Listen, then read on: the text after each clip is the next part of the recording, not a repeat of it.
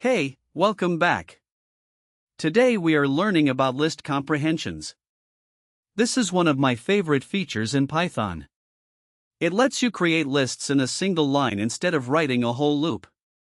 Let's look at the code on screen. First, we have the traditional way. We create an empty list called squares. We loop through the numbers 0 to 9.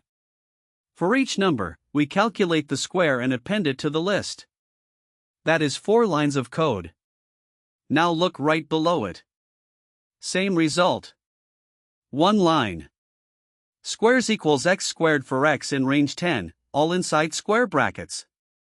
That is a list comprehension. The pattern is simple. Expression first, then the for loop, all inside brackets. Now look at the filtering example. We want only even numbers from 0 to 19. We add an if condition at the end. If x%2 equals 0. The if filters out anything that does not match. 1 line, and we have a list of even numbers. Now look at the string transformation.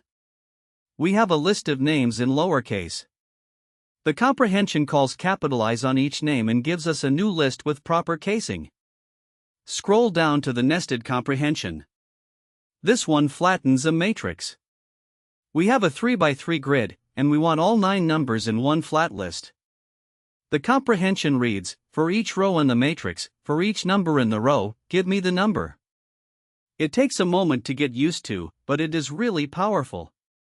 Now look at the dictionary comprehension. Same idea, but with curly braces instead of square brackets. We create a dictionary mapping each name to its length. And the set comprehension below it gets the unique first letters from a list of words. Your challenge is this. Pause the video. Given a list of numbers, create a comprehension that labels each number as even or odd. For example, 1, 2, 3 becomes odd, even, odd. Hint, use an if-else expression inside the comprehension. See you in lesson 7.